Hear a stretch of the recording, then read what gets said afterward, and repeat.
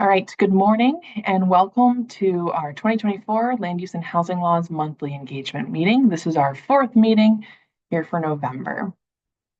Next slide. As always, we're going to start with grounding us for those listening to a recording or those new to these meetings that we will zoom through but still touch on these items. We are talking about these 5 main laws that we're working to implement, and we are implementing them with lots of partnership. Next slide. We also have developed this robust engagement framework, so we continue to provide updates to some of our key partners, interested organizations. We have this, our monthly tool-based engagement meeting, where we record the presentations and post that recording and the slides on our Engage DOLA webpage. So here's where we will continue to give you updates on where we are with implementation, what's ready for input, how we've incorporated input on other items, and so on.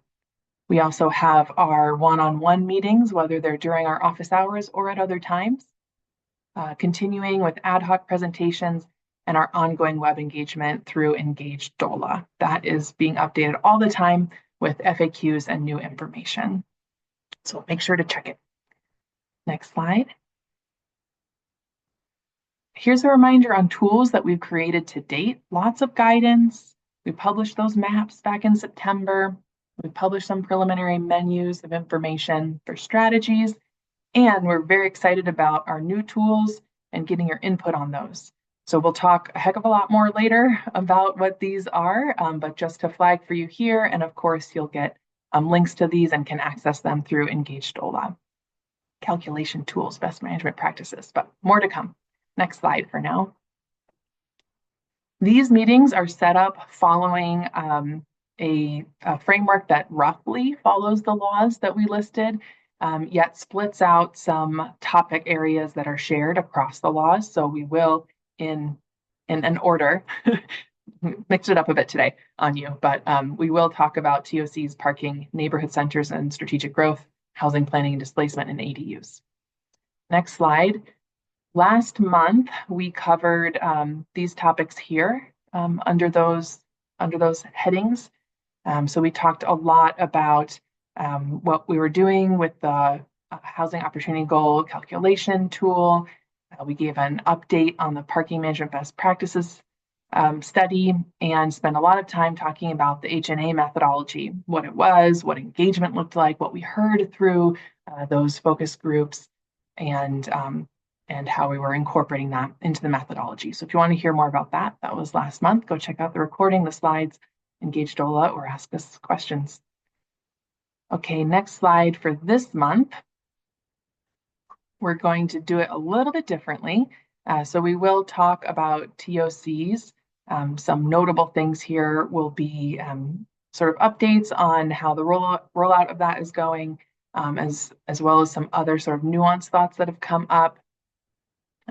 Parking, more on the overview and sort of what's been happening with developing those tools there. I do have some updates on the HNA methodology. I'm going to keep you on the edge of your seat for that for now. ADUs is a little lighter today, which makes sense based on the timeline that you'll see later. And then what we're going to do today is we're going to close the main topics after ADUs. So for those of you who are not in jurisdictions subject to 1313, the TOC law, or not planning to opt in, then we will do our housing opportunity goal calculation tool walkthrough after we conclude these main topics. So hopefully if you're thinking that's the boat you're in, then you can know that you'll end a little early today. Next slide. All right, as a reminder, as we go through these topics, a few key points here. Your questions are critical to the successful implementation of these laws. So thank you for all the time that so many of you have spent with us so far and for your time today. As has become our practice, we will post this recording on Engage DOLA as well as the slides. We'll have Q&A at the end, but please do feel free to use the chat to ask us clarifying questions along the way. No, sorry, don't do that.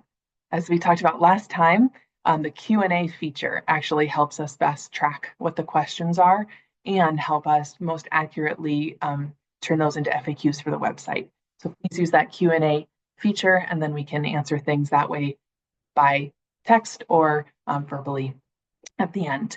And yeah, the final one is a reminder on our FAQ. So again, thank you so much for bringing your questions to us and helping us work towards clarity to help others on the path. All right, now we'll go into transit-oriented communities.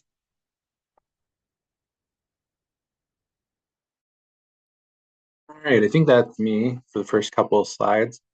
Good morning, everybody. Nathan Lindquist, Senior Land Use Planner with CDOT. Just an overview of the overall TOC law timeline and things we're working on. We're in the middle of the calculation model development, which Kelly will talk about later. Trying to get final drafts of that in January so that we can have those done by the statutory February 28th due date. We've published Chapter 1 TOC guidance manual. And so then that's kind of the higher level overview, as Casey had on our list of tools in the beginning. And then we're going to be working on the more detailed guidance over the winter to get those published by February as well. And then just continuing TOC discussions with local governments ongoing. Next slide.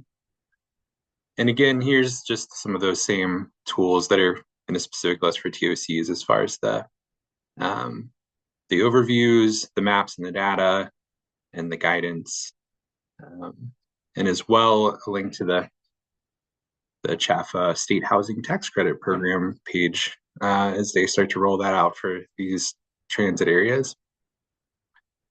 Next slide.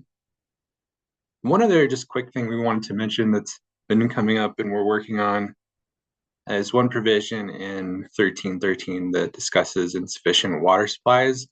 And this is the part of the law that's recognizing certain communities are facing water supply constraints. And we've talked to a couple in this realm. We don't know that this will apply to many of the 32 jurisdictions, but if you feel like it might apply to you, please reach out, because we're working on guidance for this as part of the guidance that will be completed by February. So just kind of a couple of details on this of what the law requires jurisdiction to submit if they want to request a kind of a temporary reduction in their housing opportunity goal, including updated water supply plans, water efficiency plans, a water demand analysis, coordination with special districts if those are part of jurisdiction's water provider mix, and then the reasonable zoning capacity buffer, which is one of the bigger things we need to work on in this realm. So just a quick update to get in touch with us if you feel like you've got an issue in this area and want to discuss it. Next slide. I think that might be it for me. Kelly, take it away. All right. Great. So we have a couple of draft technical tools that we published earlier this week out for public comment. Wanted to introduce them here on the same slide just to give an overview of kind of the purpose for each. They are roughly on the same timeline, which hopefully is helpful.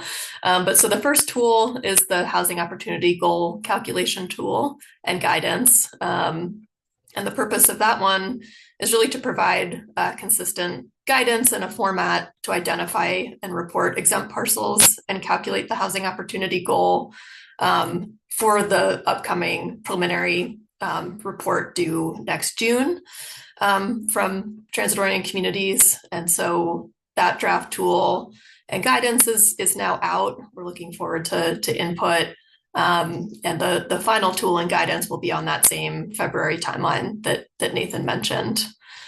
The second tool is the Transit Center Calculation Model and User Guide. And this is sort of a different step in the process with the transit-oriented communities law. So the first tool helps you calculate your housing opportunity goal, and the second tool helps designate transit centers and interpret the net housing density and zoning capacity of those transit centers.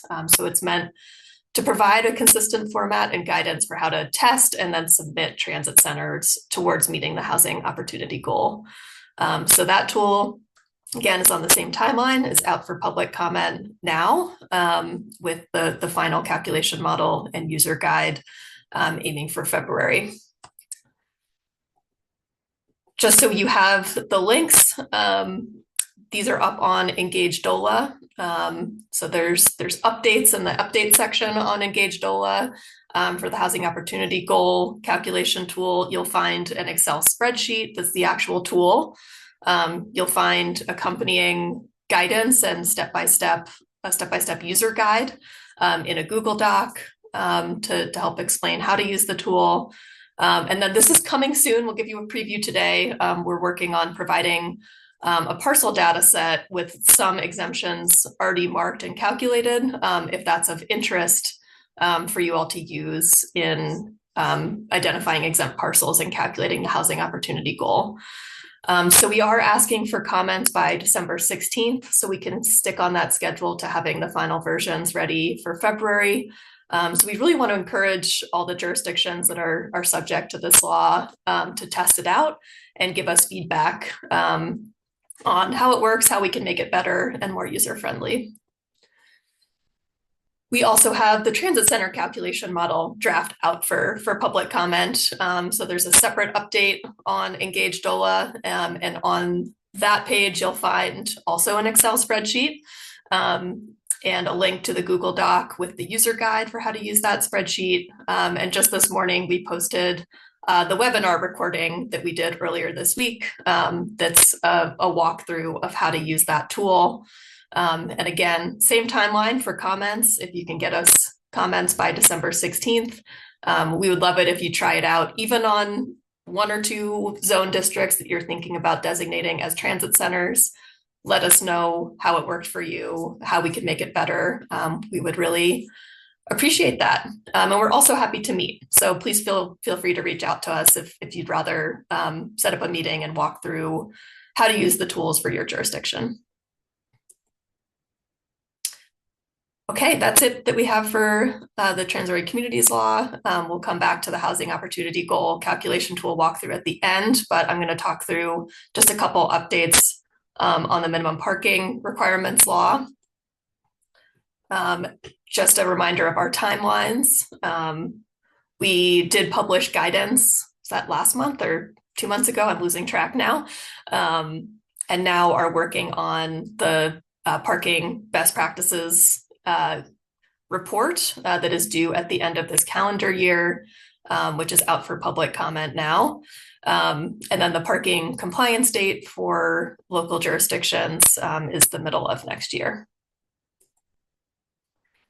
So here's a link to the version 1 guidance for this law. Up on Engage DOLA includes a summary, guidance for implementation, and examples of some actual Colorado codes and how you might update them for compliance, and encourage you to take a look and submit any questions or comments you have to us on Engage DOLA. We also mentioned this last month, but we know some jurisdictions for this law and ADUs and others are starting to bring code updates to your appointed or elected bodies for review and approval. And we're happy to do a preliminary courtesy review in advance to check general alignment with the law if that is of interest.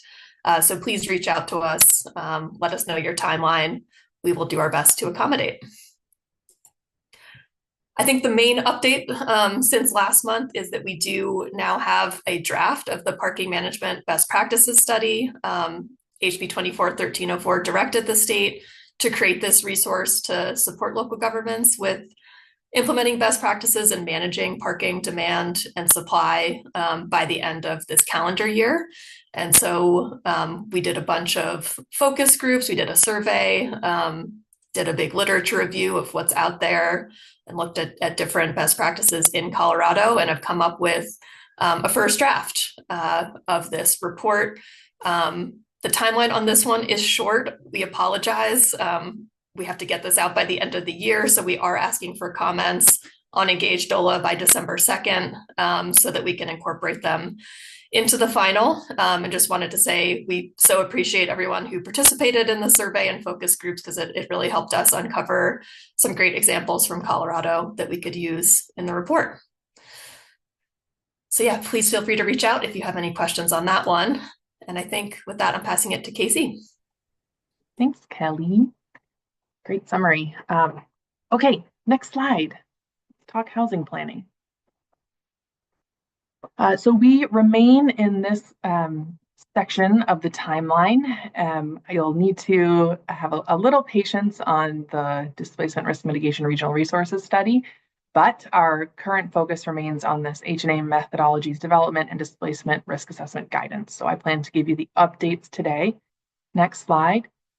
Last month, we went through a lot, as I mentioned, about the methodology. So what is an HNA? What is it not? What are the data challenges that we discussed, especially in the focus group process? We did engagement. We talked about the engagement and feedback process that was in place and gave a summary of what we heard, as well as talking about how to give additional feedback. So that was last time. Next slide. Since then, we do have some updates. So the HNA methodology is going to be finalized as of today. I very purposefully picked this picture of a Colorado, I think this is a pumpkin pie 5K. Maybe it's a turkey trot, I don't know. But the point being, yes, we've hit a finish line, but much like these 5Ks, it all comes back again. So we'll have the methodology published, I hope next week on Engage DOLA. And I just wanted to flag why I say this may come back again is that we recognize that there still could be some little bumps and bits of learning that come up as this methodology rolls out. So we're on track to have it finalized by the end of the calendar year, which was the statutory deadline. So we've got this final draft. We're going to be hoping to share it very soon.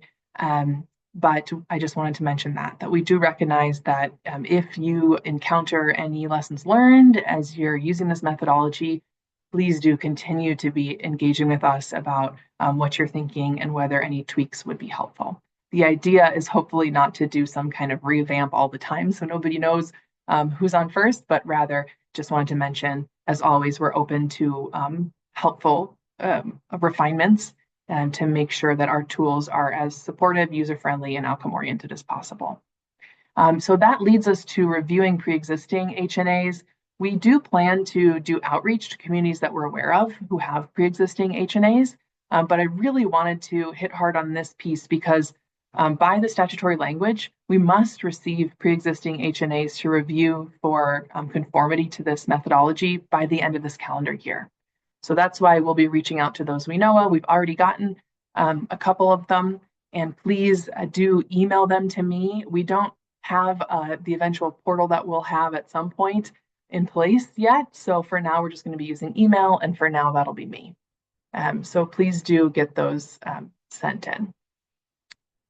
Question in the chat that I will pause here to mention for everyone. If a community plans on utilizing the DRCOG HNA, do they need to submit something by that 12/31/24 date?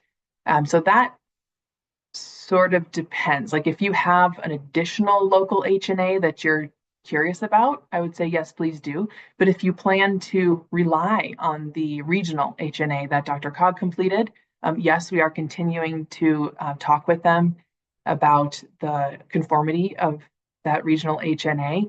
And there's no, like, don't read into this, the pause in my sentences. It's only because we've only just finalized the HNA methodology.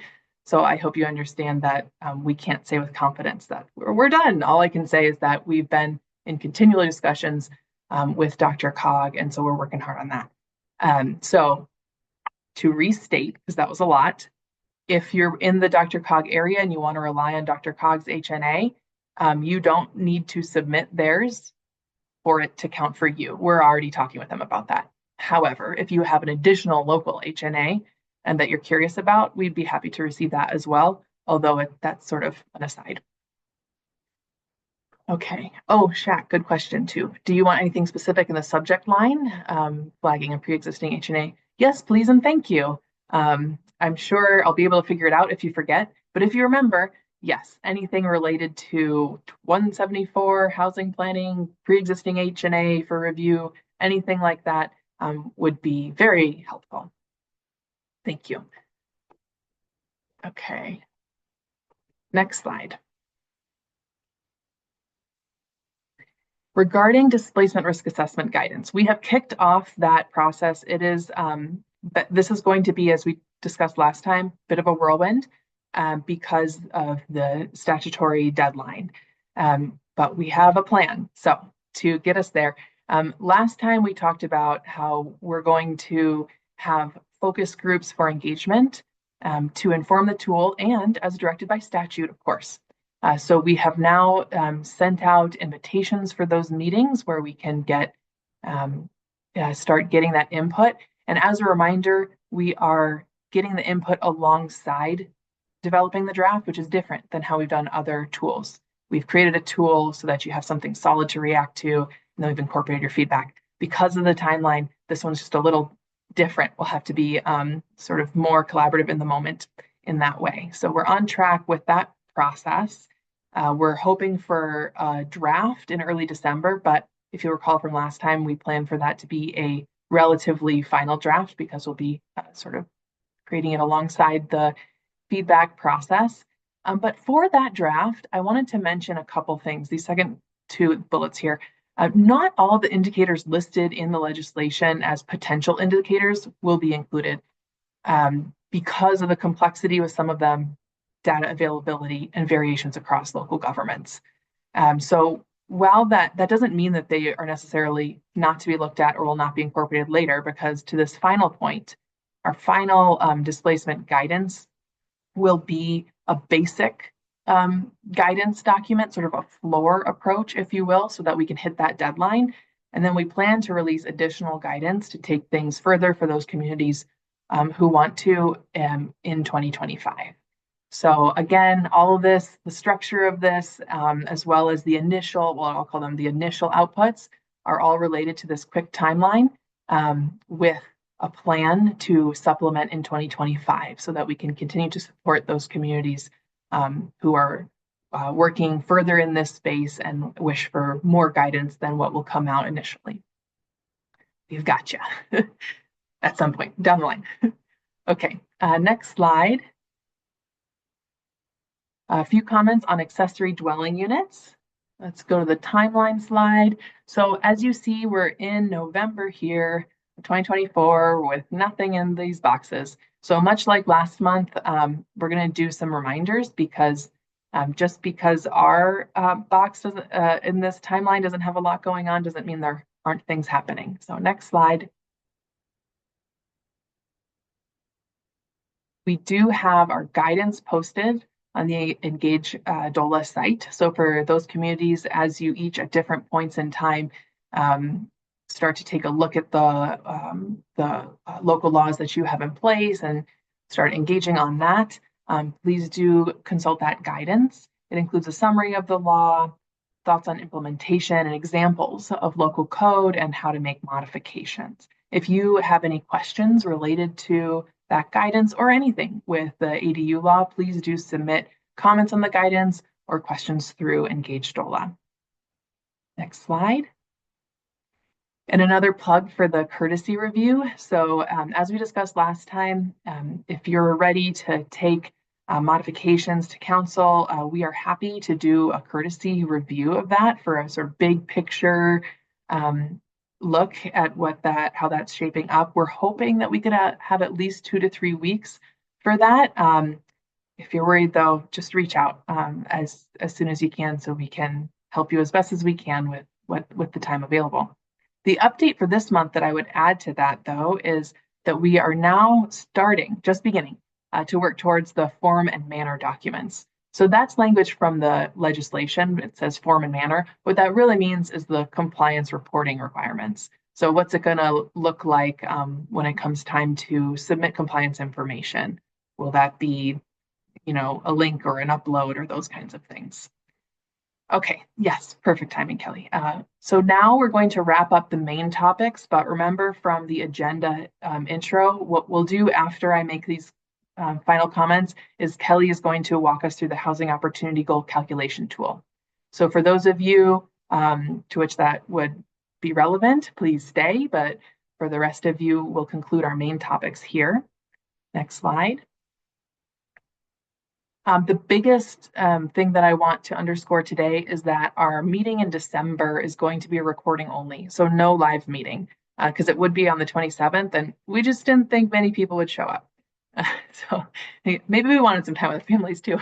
I don't know. We're going to have a recording, and we'll post that recording with updates. We'll tell you where the tools are at that are due by the end of the calendar year, where they can be found, and how 2025 is going to look from an implementation timeline perspective. Okay, and then some key links also with links to our new tools, contact information here, and that was well timed, Kelly. So that's the end of our main topics. So now we're going to turn it over back to Kelly Blinn to talk to us about the Housing Opportunity Goal calculation tool. Thanks. Thanks, Casey.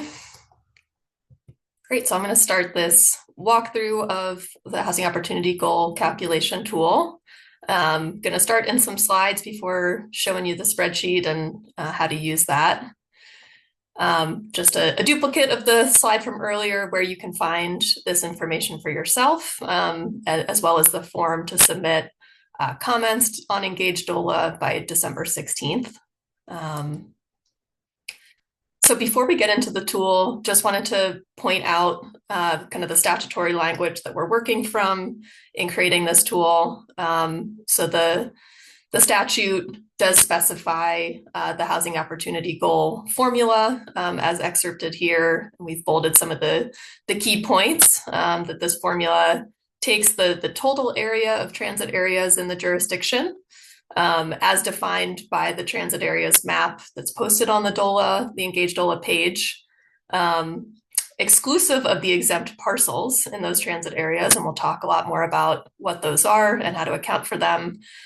Once you have that area, that's then multiplied by 40 dwelling units per acre. And so we have this little graphic example at the right that simplifies that, but just wanted to point out that statutory language. The other place that the Housing Opportunity Goal calculation shows up is in some of the reporting requirements, both in the preliminary transit-oriented communities report due the middle of next year, as well as the final Housing Opportunity Goal report at the end of December in 2026. We don't think the Housing Opportunity Goal calculation should change between those, but it just would be included in both of those reports. So I'm going to start just going over briefly the Housing Opportunity Goal calculation guidance, which is in a Google Doc linked on the Engage DOLA site. The guidance includes two main sections. The first is interpretive guidance of the law related to calculating the Housing Opportunity Goal, which I'll go over briefly. And then the remainder is step-by-step guidance for how to use the calculation tool, as well as to do some of the GIS work outside of the tool. A couple of things to note, just as sort of conventions in the user guide. We've identified some requirements in the law around using specific sources for exempt parcels or other elements with a red asterisk. So keep an eye out for those. In some cases, like for floodplains, it's required that jurisdictions use the FEMA data set, for example. In other cases, it's not specified, and local governments can identify the appropriate sources based on the data that they have available. That said, we do also include some guidance and suggestions for potential sources where we have them for different exemptions. So here at the right is just one example of one of the exemptions, and we include the statutory text, any interpretation that's needed if it references other parts of statute, whether we've included it in the DOLA parcel data set, and then some suggested sources to look at. In this case, DOLA does have a statewide data set of mobile home parks, if that is useful to you all. So just starting with kind of some key points from the interpretive guidance, which is a short section. Essentially what it says is that the HOG calculation tool is sort of the preferred format for jurisdictions to use. We're trying to aim to design it so that it is user-friendly, clear, and can be a format that works for most jurisdictions to use. This can help DOLA with consistency, expedient review, et cetera, in making sure that the housing opportunity goal and exempt parcels have been calculated accurately. That said, it is not a required tool. That's not the intention. If jurisdictions want to do the housing opportunity goal calculation in a different format or method, they can do that, but would need to provide DOLA with documentation about how exempt parcels were determined, and DOLA may need to follow up for additional information if needed to demonstrate accuracy. I think some key points just to keep in mind, whether you're using the tool or not, is that some of the key points in ensuring that accuracy is making sure that exemptions haven't been double counted. In a lot of cases, some exemptions are going to overlap, say floodplains and locally government-owned land. Those might overlap, and making sure that they haven't been double counted will be important. Also making sure statutory requirements have been met, that you've used required sources where those exist, that sort of thing. And finally, a key concept, again, whether you're using the tool or not, is at the end of the day, we want to be figuring out how to account for all acreage in transit areas as either being exempt parcels or eligible for the housing opportunity goal calculation. It should fall into one category or the other. So just a few key reminders before we jump into some of the step-by-step guidance, is that some exemptions apply to whole parcels, whereas others just apply to the quote-unquote parts of parcels. And so the guidance suggests starting with the whole exemptions before moving to the parts, both because the partial exemptions are probably going to be a little bit trickier to calculate in GIS. And also, if a whole exemption applies, you don't need to worry about the partial exemption on that parcel. Another thing to note is that several exemptions apply to the parcel status as of January 1st, 2024. So if you have some parcels that have been rezoned or changed ownership, that kind of thing, that timestamp is just important to keep in mind. Another note is just if an exemption doesn't apply to your jurisdiction, say you don't have a cemetery, you don't have an airport, other exemptions that are in the law, or if it's minimal enough that going to the extent of finding the data and accounting for a very small sliver of land is just not worth it, please just note that in the tool. It's not required to account for every exemption if it doesn't apply in your community. So just want to keep that in mind. And finally, please reach out if you have technical assistance needs, particularly for GIS. DOLA is adding additional staff capacity and consulting support, and we want to help if you have needs with doing some of this work in GIS or putting the information into the tool. All right, so I'm going to get into some of the step-by-step guidance here. So step one deals with the first part of the formula for the housing opportunity goal, which is the transit area acreage. So we encourage you to identify the acreage of transit areas using DOLA's transit area maps that you can find on the Engage DOLA site. Particularly the transit areas by jurisdiction layer will probably be the most useful one to start with. That one's shown here at right. And there's a field in that layer called area_AC, which is the acreage of transit areas in each jurisdiction. We've included that also as a table in the spreadsheet tool, but probably worth downloading this file to start, just because you might want to use it to clip your parcels to your transit areas or clip other exemptions to them. Step two is to identify your exempt parcels. And within that, kind of a first sub-step we would recommend is downloading the spreadsheet tool so you can familiarize yourself with what fields you're ultimately going to need to paste in to the spreadsheet tool as you're doing the GIS work. So we'll get into the spreadsheet in a moment, but just suggest doing that early on so you know what you'll need at the end. Next, you want to actually assemble your parcel data. And there's a couple of different options here. As I've mentioned, DOLA will be publishing a draft parcel data set, which is already clipped to the transit area boundaries. We'll have some exemptions already marked and has eliminated overlaps. Some of you may be familiar, and it's dealt with differently in different places. That particularly things like condos sometimes will have shapes that overlap each other. And we've taken steps, which is described in the user guide, to make sure those overlaps are eliminated. The other option is to use the data from your county assessor's office. We've included some links in the user guide to all those data sets. And there's also a state data set. Our Office of Information Technology goes to all the county assessors' offices in the state each year and assembles a state parcel data set. That's what we have used for the DOLA parcel data set that will be published as a starting point. And so if you use your own, you'll have to take those steps to clip the parcels to transit areas and make sure overlapping areas are eliminated. Just as a reminder, we've gotten this question a couple of times. Parcels can and should be clipped to your transit area boundaries. So you can see in this image at the right, there are some parcels that are partially within the transit area, but they do extend outside. For the purposes of calculating the housing opportunity goal, you only need to account for the area that's within the transit area. So clip the parcels, and then you can recalculate the area inside for the purposes of calculating the HOG. Next, you'll work on identifying exempt parcels, probably primarily in GIS, but some may be possible to do outside.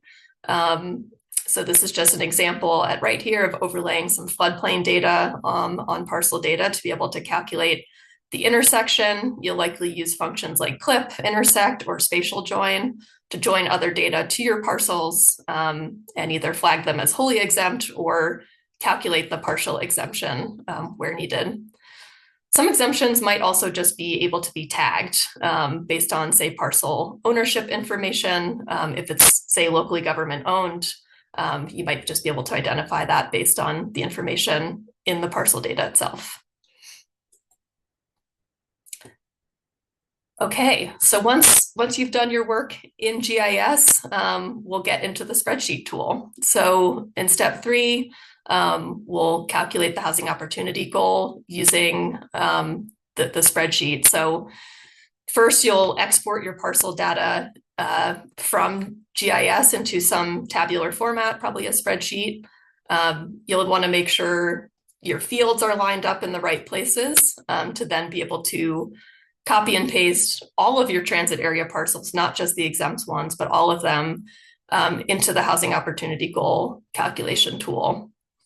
Once you've done that, step 3.3 is to review and add any additional information about exempt parcels in the tool. And then finally, we'll calculate the housing opportunity goal. So I think that is my last slide. And I'm just going to stop share for a moment so I can get into the spreadsheet. Thanks for bearing with me.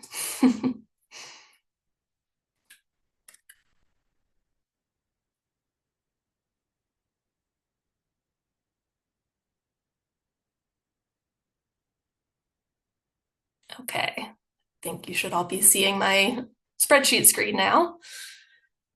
So yeah, once you've done that work outside of the tool, we will get into what happens inside the tool. And I'm just going to do a brief walkthrough first of each tab, and then give you a little demonstration using some sample data.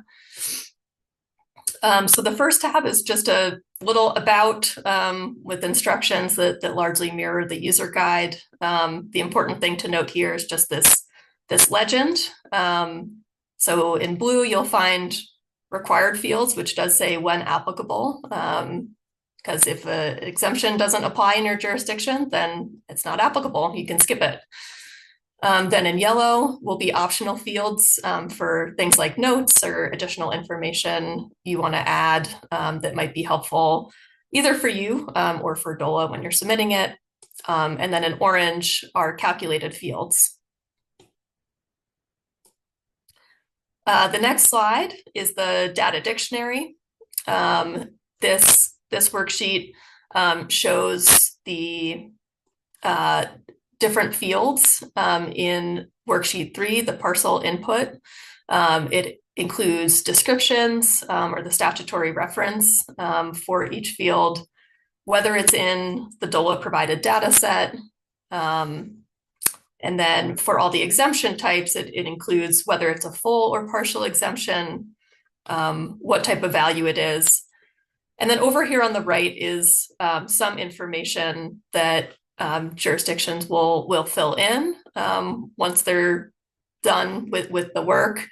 So it has space to include, what parcel data set you ended up using, for example, any notes you want to provide, and then for each exemption, what data source you utilized. So this might be, just a link to your zoning map or zoning code to indicate where you've used your zoning district information to mark exemptions. The next worksheet is where you'll input all your parcels.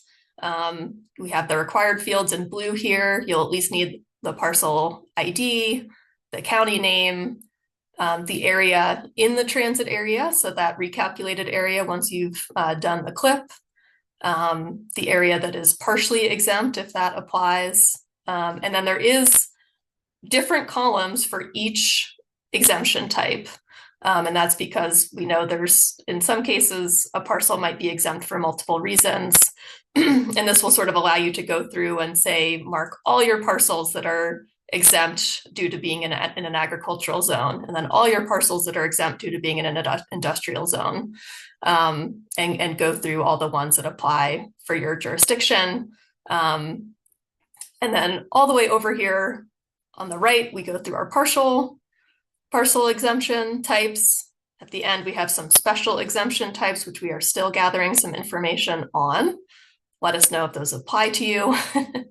And then at the end here, we have the calculated fields that mark, is this a fully exempt parcel, partially exempt? What's the total exempt acreage? And what is eligible for the HOG calculation? Which all of these feed into worksheet 4, which is where the housing opportunity goal gets calculated. There's some information to input your contact and which jurisdiction you're doing the calculation for. And then this sheet kind of sums up all the information from the parcel input along with your total transit area acres to calculate your housing opportunity goal. And I'll come back to the demo in just a minute to show what's going on with those numbers. In worksheet 5, this is just really a lookup table from the DOLA transit area maps. It includes the acreage by jurisdiction in transit areas. So you can look this up here and input it into worksheet 4. And then finally, in worksheet 6, this is just about the DOLA provided housing opportunity goal parcel data set, includes information about the sources used, the methods to create it, and the sources for each exemption that's included. So sorry, we don't quite have that ready today.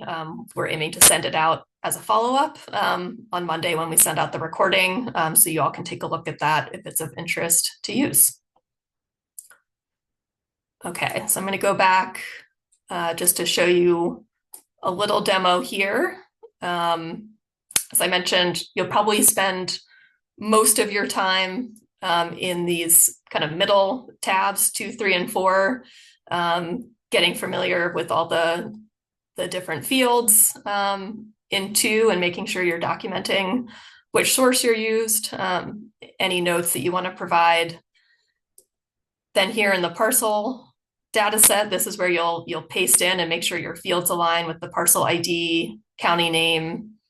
In this case, it's optional, but I've included the owner ownership information, can kind of help you remember, oh, what is this parcel? And in this case, we have some state-owned parcels, these first three, and then some privately owned ones below that, all of different sizes that you can see that are within the transit area. And then all of these have a parcel exemption, and the area of exempt parcel is calculated and input here. And so I'll just show you over here how we've marked which of these are exempt. So those first three, as you saw, are state-owned, and so the government ownership column is marked yes for those three. That is a full or whole exemption. And then all of these actually have part of their parcel, and this is a partial exemption, within a floodplain. And so that partial exemption field applies. And so now you can see what happens over here in these calculated fields. As you can see, the first three are wholly exempt parcels, while as the latter two are not. All of them are partially exempt. And then in this next field, this pulls in the partially exempt parcel acreage. And the first three is just not applicable because the whole parcel is exempt. And so this field just sort of gets overridden. But it is applicable for these latter two. And so it pulls that in from the first section. The next one pulls in, this is the total exempt acreage. And so for these first three, because they're fully exempt, it means that there is 0 eligible acres. All the acres that are in the transit areas are fully exempt. But then in these latter two, the exempt acres is just part of the parcel. And so there's still quite a bit of acreage that is eligible for the housing opportunity goal calculation. So ultimately, all of your parcels are going to end up categorized into one of these two fields at the end. So once you've done all the work in this sheet, you will flip over to the housing opportunity goal calculation sheet. I've input some just sample data in here. So this jurisdiction has 500 total transit area acres. This field here pulls in all the eligible acreage. So we have about 256 acres of eligible transit area. And then this field here calculates the total exempt parcel area. And then finally, this last cell implements the housing opportunity goal formula that will be sort of the final result. One important thing just to note on the exempt parcel total area, we realized in starting to put this together that for some jurisdictions, not all of your transit areas are accounted for in some parcel shape. You might have gaps due to water bodies or rights of way, that sort of thing. And so in those cases, what this formula in this cell does is any area that's left over that's not accounted for as either exempt or eligible is assumed to be exempt. It's assumed that if it's not included in your assessor's parcel data set, it is either right of way or water body or something else. It's not a parcel. So these two fields should add up to your total transit area acreage, if that makes sense. Okay, I'm gonna stop sharing one more time and switch to one more thing quickly to share with you before I pause and see what questions we have.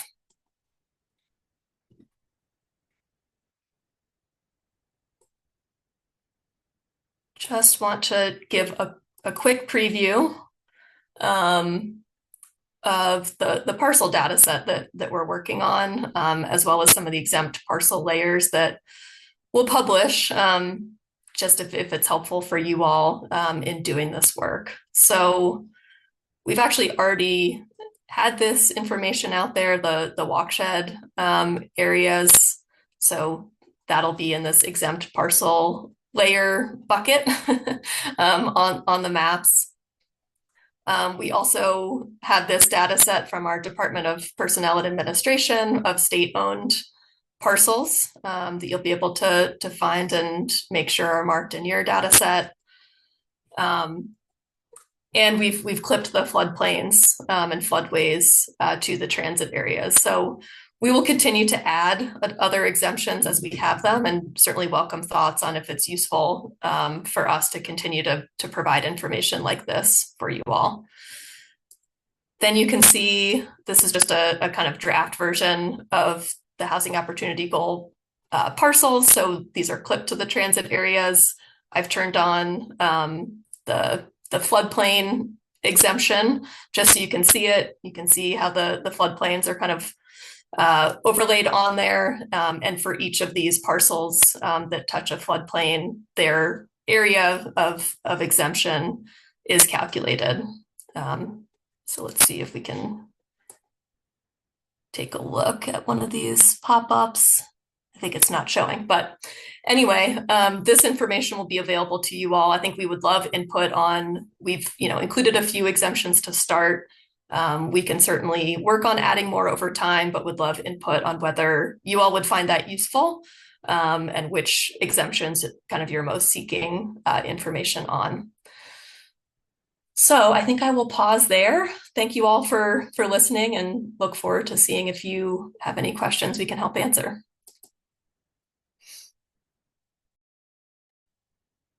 There was one in the Q&A that Nathan answered already in text, but I think it would be worth bringing everyone's attention to. So I'll read it out. The question was, is there a minimum size for those clipped parcels at the edge of the transit area? For example, if 0.1 acres of a parcel overlaps with the transit area, would we use that 0.1 acre to contribute to the HOG, or even though no housing could feasibly be built there? And Nathan replied that the legislation doesn't say anything about a minimum size, so everything would be counted. Although, if you're facing a lot of clipping of slivers and that creates a difficulty with capacity or workload, then let us know and we can work with you on that. Anything else that you would add to that, Kelly, Nathan? Don't think so. That sounds right to me. So yeah, please reach out if that's causing an issue in any way. I think that's the most on target answer. I'll supplement by bringing in some bigger picture and reminding that calculating the housing opportunity goal in the legislation is based on distance. But when it comes to designating transit centers, that is full parcels. So that line will likely be a little more, this word is, whatever motion I'm making, not a smooth line. So that's where I think feasibility of building things comes in. But Nathan was very right to say, if it's a burden, please let us know. Other questions?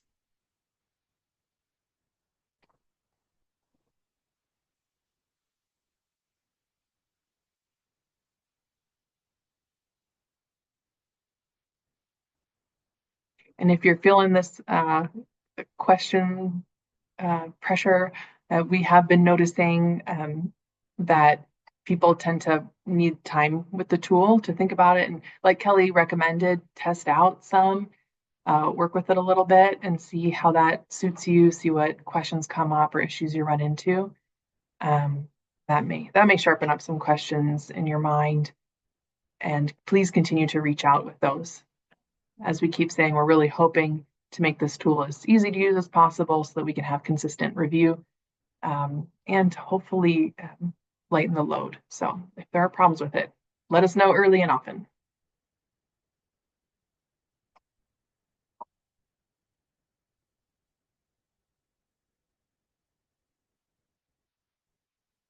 Okay, I'm not seeing anything else come through.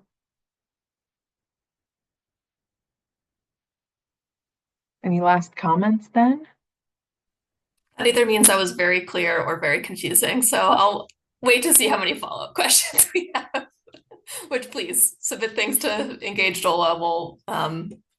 We'll try to answer them as quickly as we can, or send us an email. We're happy to meet. Hopefully that wasn't too much at once, but yeah, we hope you'll give it a try and that it's we hope it's user friendly, but we also want your feedback if it's not. So look forward to hearing from you. Absolutely. Also, just say I know there was some problems with the Engage DOLA email submitting through that, but that seems to be fixed now. The emails are coming straight to all of our inboxes, so we got one this week, so it should be working. But yeah, that's all I had. Thanks, Nathan. Andy Taylor, you just had a helpful comment. I don't know if you'd be willing to explain some of this. Andy says he relies a lot on the 4-digit code and assessor parcel data, which could be a useful thing to include to identify exempt parcels. If you want to raise your hand and speak more to what that 4-digit code is, awesome. Okay. Let's see.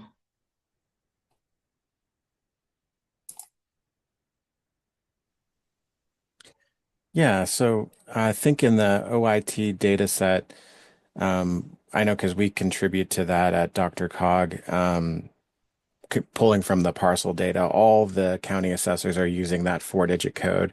Sometimes it comes along with a more verbose explanation of what it is. Sometimes it doesn't, but they're all tending to use that same code. And there's a link that I sent that has that kind of the standard that the assessors use, and that can just be really helpful for identifying what that property is being used for, and even in some cases when it's publicly owned, who owns it.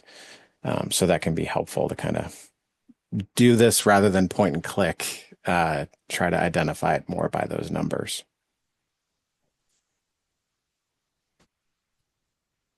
Great suggestion. Thank you. We will work on pulling that in to the DOLA provided data set. So thank you. I also put that link in the chat in case anyone wants to take a look. Okay, last comments, last call.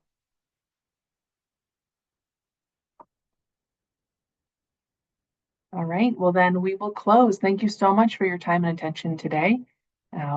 It's always wonderful hearing where people's questions are, and we look forward to recording and posting a version of this meeting in December and then reconvening live in January 2025. So we'll eagerly look forward to seeing you then. Thanks, everyone. Goodbye.